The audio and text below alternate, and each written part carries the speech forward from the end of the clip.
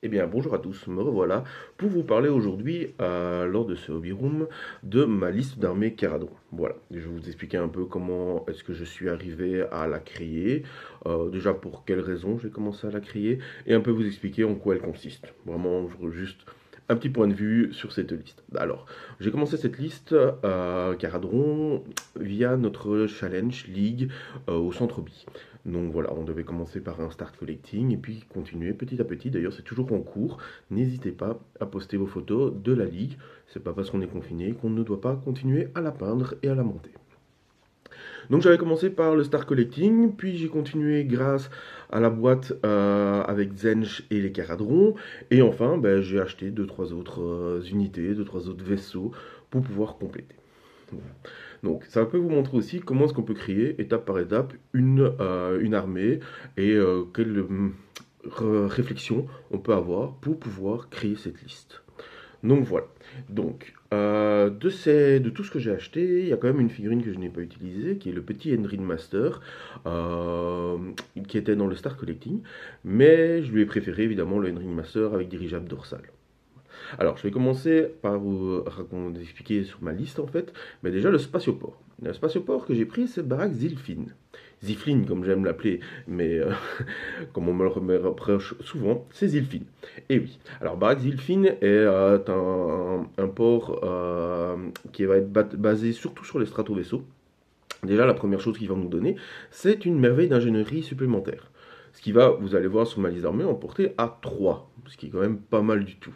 Après, il va me donner quelques bonus supplémentaires. Donc, comme vous savez, les caradrons, ils vont avoir des notes en bas de page, ils vont avoir des amendements, ils vont avoir 3 bonus en fait fixes qui vont être apportés à votre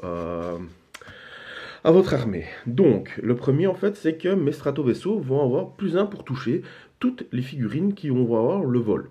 Alors, finalement, on peut se poser les questions, est-ce que ça agit beaucoup? Là, par exemple, pour les parties tests que j'avais faites au Centre Bi, ça m'a pas beaucoup aidé, mais finalement, on peut quand même se rendre compte que pas mal de grosses figurines vont avoir le vol. On va penser aux démons majeurs, on va penser à des Mokrisha, on va penser à des mortards, on va penser à plein de choses comme ça. Donc, pour sniper des gros généraux, des gros monstres, ça peut toujours être utile. C'est un bon petit bonus. On va avoir tous mes jets de course pour toute mon armée vont être de 6. Alors ça peut paraître plus anodin évidemment dans une armée caradon qui peut se téléporter partout sur la table, mais de temps en temps, ben, quand votre adversaire est assez intelligent pour vous bloquer certaines zones ou pour aller au dernier tour chercher des objectifs avec des unités qui n'ont pas spécialement le pouvoir de se téléporter, eh ben, ça peut toujours être pratique. Si vous n'avez plus de points de commandement, ben, vous pouvez toujours utiliser le course automatique sur du 6. Et enfin, le dernier, qui est un peu le plus tricky, on va dire, c'est qu'une fois par partie, vous pouvez, avec un strato vaisseau, faire un mouvement lors de votre phase des héros. Alors ce mouvement, ça peut être un désengagement, ça peut être n'importe quoi en fait. Donc ça, c'est vraiment intéressant pour vous sortir d'un aura. Par exemple, si vous avez des auras qui divisent votre mouvement, qui vous empêchent de vous téléporter, qui vous donnent des malus pour toucher ou des choses comme ça, bah, ça vous permet à la phase de mouvement de pouvoir bouger, comme ça à votre à votre phase de héros de pouvoir bouger, comme ça à votre phase de mouvement vous n'êtes plus dedans, et vous pouvez toujours avoir votre bonus et vos mouvements classiques. Voilà, ça c'est vraiment plus tricky, ça va pas vous servir tout le temps, mais ça peut toujours être utile. Alors, on va commencer la liste par le général. Le général a au teneur voilà, voilà, c'est l'Enringer avec le dirigeable. Alors déjà, pourquoi j'ai choisi lui comme général? En fait, j'ai choisi lui comme général parce que je ne suis pas obligé de prendre du coup le trait de commandement de Barak Zephyr. Le trait de commandement est que si mon général est un arcanon amiral. Et ici, je voulais vraiment faire quelque chose de spécial avec mon Edrin Master à dirigeable dorsal, qui est quand même quelqu'un de assez tanky. Il va vraiment avoir 8 points de vie, une sauvegarde à 3+, ce qui est vraiment, vraiment très intéressant. Et là, en fait, je lui ai permis d'avoir, grâce à un trait de commandement qu'ils ont droit, de lui faire gagner plus 2 points de vie. Donc on va arriver déjà avec un général qui a 10 points de vie, sauvegarde à 3+. Et j'ai encore envie de pousser plus loin cet aspect très robuste de mon duardin grâce à l'amulette éthérée. Et oui, car j'ai voué mon armée au royaume de Chiche. Donc le royaume de la mort, le royaume de Nagash, eh ben, il va me permettre d'avoir un artefact qui s'appelle l'amulette éthérée, qui va faire en fait la même règle que les éthérés, c'est-à-dire que mon sauvegarde d'armure n'aura jamais ni bonus ni malus. Et donc je me retrouve avec un général qui va avoir 10 points de vie, une sauvegarde à 3+, un modifiable, qui va vraiment très bien se débrouiller au corps à corps, et qui va avoir toute une panoplie de tirs. Et donc je vais avoir une sorte de petit missile que je peux aller un peu partout. Au début, il va rester en protection de mes stratovaisseaux, puisqu'il a quand même déjà la règle qui va pouvoir rendre 3 points de vie automatiques s'il a un peu au moins d'un vaisseau. Comme il va pouvoir aussi avoir son trait de commandement, que j'utilise moins souvent, vous allez voir par rapport à ma liste, mais qui permet de relancer les jets de 4+, sur les Endringers pour pouvoir réparer les vaisseaux. Donc c'est toujours bon. Ça par exemple aussi, hein, avec la petite téléportation, le petit mouvement à la phase de héros une fois par partie. À la phase de héros, vous faites bouger votre vaisseau, vous le faites arriver près de votre Endringer, bam, l'Endringer lui fait récupérer 3 points de vie. C'est toujours pratique si vous avez mal jugé vos mouvements, ou si justement vous avez dû contre-attaquer, vous avez dû vous être fait entourer, ça peut toujours être pratique. Alors, le deuxième héros, et j'en aurai que 2, c'est mon Arcanaute Amiral. Alors, l'Arcanaute Amiral, pourquoi il est là? Alors, il est là surtout pour 2 choses. La première, évidemment la plus importante, c'est ces 4, j'ai dit bien 4 aptitudes de commandement qu'il a. Et ces aptitudes de commandement, il va en avoir une par face, qu'il va pouvoir utiliser s'il est en garnison. Ce qui tombe bien, je vais dire, avec les Caradron Overlord. Alors, il est là aussi parce que, je ne suis pas obligé de prendre le trait de commande Barak Zilfin, mais je suis obligé de prendre son artefact. Et donc, il a l'artefact. L'artefact n'est pas spécialement super intéressant, il va donner un bonus de +1 sur une des armes de tir du général. Voilà, c'est très anecdotique. Mais il fallait bien que je prenne un autre héros pour pouvoir le mettre dessus, pour avoir l'amulette éthérée, pour essayer de faire mon petit bloquant avec mon autre général. Bon. Alors on va commencer avec les troupes. Alors, j'ai dû faire un choix. Personnellement, les Arcanautes de compagnie, je les aime bien, mais c'est vraiment un type de jeu très différent, et surtout ça renvoie à un type de jeu qu'on voyait avant. Moi je voulais vraiment une armée qui va changer, et comme dans le Star Collecting on avait des Thunderers, eh ben, je me suis dit tiens pourquoi pas jouer que des Thunderers.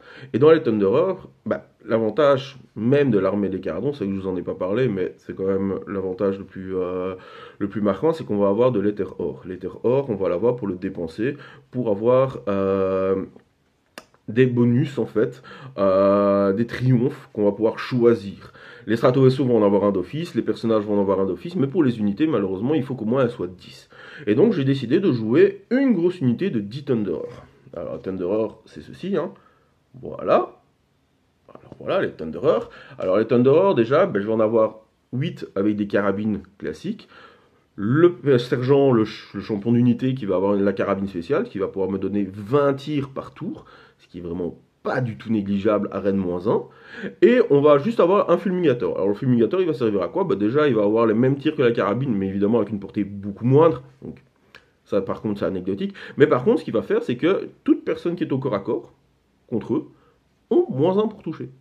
Et ça, c'est super intéressant, parce que comme je vous ai dit la fois passée, lors du top 5, c'est que les Caradrons ne sont pas spécialement des foudres de guerre au corps à corps, donc ça va leur permettre de pouvoir tanker, parce qu'ils ont quand même 2 points de vie, une sauvegarde avec 4+, ce qui permet à tanker, et ils ont une petite règle spéciale, c'est que quand eux vont tirer, quand ils sont au corps à corps, ils auront droit à un tir supplémentaire pour chacune de leurs armes. Et là, évidemment, on va se retrouver avec 30 tirs au lieu de 20, on va se retrouver avec 4 tirs de fulminator, et généralement, c'est à ce moment-là que ça va faire mal. On va passer à l'unité suivante, je l'ai 2 fois, je vais la jouer en 2x3, on l'a retrouvée dans les 2 boîtes, aussi bien dans la boîte, dans le Star Collecting que dans la boîte Zench Caradron, c'est les Endringers. Alors eux, ils ont un peu leurs petites règles pour pouvoir réparer les vaisseaux. Donc c'est vraiment pour ça que je les ai pris. Premièrement, c'est pour rester accroché au vaisseau. Ils vont pouvoir, sur 4+, rendre un point de vie au vaisseau, ça c'est toujours intéressant. Ils se débrouillent très bien au corps à corps, ce qui est anecdotique, mais ça peut être pas mal, parce qu'ils vont servir surtout de garde du corps, en fait, de mes stratovaisseaux. Donc, je m'explique, je vais en avoir une à côté de l'Ironclad, une avec la frégate. À partir du moment où je vais bouger, ils vont bouger avec parce qu'ils sont accrochés, et ils vont se retrouver devant l'Ironclad à faire une sorte de petite zone devant la frégate pour pouvoir empêcher spécialement que beaucoup d'unités adverses puissent contre-attaquer dessus. Donc voilà, ils vont surtout me servir à ça, ils peuvent faire très mal, hein. Je me rappelle d'une partie où ils ont fini Scarbrand. Thomas, c'est pour toi celle-là. Mais bon, avant Scabran, on avait quand même détruit le reste de mon armée. Donc, on va passer après à mes petits chouchous que vous pouvez voir là. Bonjour. Et ouais, le Gunhauler. Les Gunhaulers, alors eux, au début, je n'étais pas convaincu du tout. Alors, je me disais, oui, mais un tir, c'est quand même pas énorme. Ils sont assez fragiles et tout ça. Et au final, j'adore. Donc, je vais les jouer par deux. Alors, je réfléchis, parce qu'on réfléchit toujours à modifier une liste, à voir si je peux pas en jouer 3, voire 4, vraiment. Donc, je les joue par deux, et je les joue surtout avec le drill canon. Le drill canon, bah, vous touchez sur 3+, ce qui est intéressant. Quels que soient les malus que vous allez avoir en face, si vous faites un 5 ou un 6 naturel, vous infligez automatiquement 3 blessures mortelles. Et ça, c'est énorme. Ça, c'est énorme parce que les petits héros vont avoir généralement 5 ou 6 points de vie dans toutes les armées. Évidemment, je parle en général, évidemment. Hein, mais ça veut dire que 2 drills canon, ils meurent. Et la chasse aux petits héros, c'est vraiment bien. Hein, on pense tous à des héros très embêtants. Hein. Vous avez, je reviens avec ma partie contre Thomas, par exemple, avec les cornes, avec le Bloodsucker. Hein, la petite bannière, toujours bien, génial. Et donc voilà, ça permet de pouvoir le sniper, ça permet de faire plein de choses. C'est un petit vaisseau, il peut aller chercher des objectifs, il peut faire plein de choses, voilà. Alors, comme je vous avais expliqué, je vais avoir 3 merveilles d'ingénierie. Alors, 3 merveilles, j'en ai mis une sur une de mes Gunhaulers.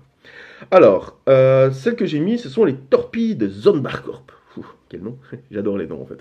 Les noms des merveilles, les noms des artefacts, c'est vraiment ce qu'il y a de plus marrant et de plus chouette dans les Caradons, surtout que ça vous plonge bien dans l'historique. C'est vraiment très intéressant.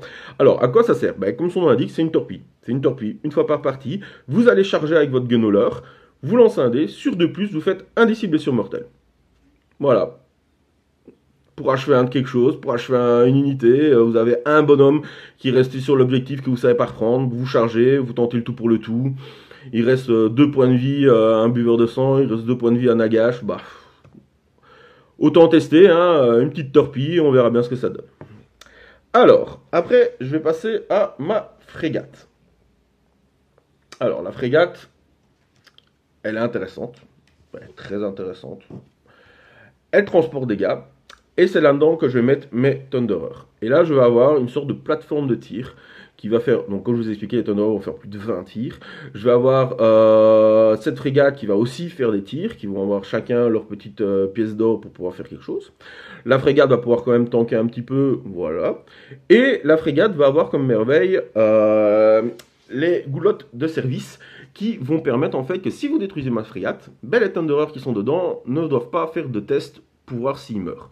Car si vous mettez des gens en garnison dans une frégate, ou même dans un ironclad, ou dans tout ce que vous voulez, qui peut en avoir, et que ça détruit, en fait, vous devez lancer un dé pour voir si vos mecs à l'intérieur ne sont pas morts. Ici, ça va vous permettre de pouvoir les laisser vivants, tout simplement. Et on va terminer par ma dernière unité, la meilleure, hein. On se le cache pas, l'ironclad. Que dire? C'est une énorme plateforme de tir. Mais énorme. C'est bien simple, ça fait tellement de tirs que ça peut vous raser une unité. Ça s'est très fort stabilisé par rapport à l'ancien Battletome, où ça va faire des dégâts fixes, ça fait des nombres de tirs fixes, et ça c'est vraiment super intéressant. Là, je vais lui mettre en garnison tout seul mon petit amiral, pour pouvoir bénéficier en fait tout simplement de ses aptitudes de commandement, voilà, qui vous permet de relancer des 1 pour toucher au tir, et des choses comme ça. Alors lui, il va généralement se débrouiller tout seul. J'ai pas envie, voilà. Le reste de mon armée, vous allez voir, grâce au bataillon, va pouvoir jouer de concert. L'Ironclad va vraiment poser une menace qui va obliger mon adversaire à les gérer, tandis que le reste de mon armée va pouvoir continuer à faire beaucoup de dégâts. Pour ça, je lui ai mis la bonne vieille coque, hein, qui va lui redonner 2 points de vie, ce qui va donner vraiment un Ironclad à 20 points de vie, ce qui est énorme. Donc 20 points de vie, sauvegarde à 3+, je peux dépenser mon Ether Or pour relancer mes sauvegardes lors d'une phase de tir. C'est vraiment résistant. Je peux le guérir en plus. Donc voilà, il va falloir que mon adversaire mette 3-4 tours dessus pour pouvoir, allez, au moins 2-3 tours on va dire, j'exagère un peu, pour pouvoir le détruire. Et pendant les 2-3 tours qui mettent des ressources dessus pour le détruire, il ne les met pas sur le reste de mon armée qui va continuer à prendre des objectifs et qui va continuer à tirer et à faire mal. Voilà, donc il me reste à vous présenter mon bataillon. Donc mon bataillon, c'est l'escadrille d'escorte Gunstock, où dedans je vais avoir mes 2 gunhaulers, je vais avoir mes 10 thunderers, et je vais avoir ma frégate. Et ce qui me permet en fait de pouvoir désigner une unité adverse au début de la partie, au début de la phase de tir, excusez-moi. Et au début de chaque phase de tir, je vais désigner une unité adverse, je vais dire, hé toi, tu me dois de l'or de la dernière fois, et je vais pouvoir relancer tous mes 1 pour toucher. Et ouais, bah, ça me permet déjà de stabiliser grandement ma phase de tir et qui permet du coup de pouvoir utiliser mes triomphes pour autre chose. Souvent on va souvent se dire ouais les triomphes c'est bien, on relance tout pour toucher, c'est génial. Mais souvent ça va être plus intéressant pour relancer pour blesser, voire pour les garder pour tanker plus et relancer les sauvegardes d'armure. Voilà, c'est vraiment une difficulté de l'armée de bien gérer ces éthers or, mais quel bonheur de pouvoir le faire. C'est génial. Donc voilà, ça c'est plus ou moins mon armée, telle qu'elle pour l'instant. Elle est encore en réflexion évidemment. N'oubliez pas qu'une armée doit toujours être testée, modifiée, changée. Mais en tout cas voilà, ça c'est ce que j'ai peint. Vous pouvez voir cette armée au centre hobby dès qu'on réouvre évidemment. Elle est en vitrine. Elle est prête, elle est peinte. Elle n'attend plus que vous pour venir l'affronter. Voilà. Je vous laisse pour cette fois-ci. Portez-vous bien, soignez, prenez soin de vous. À bientôt les gars.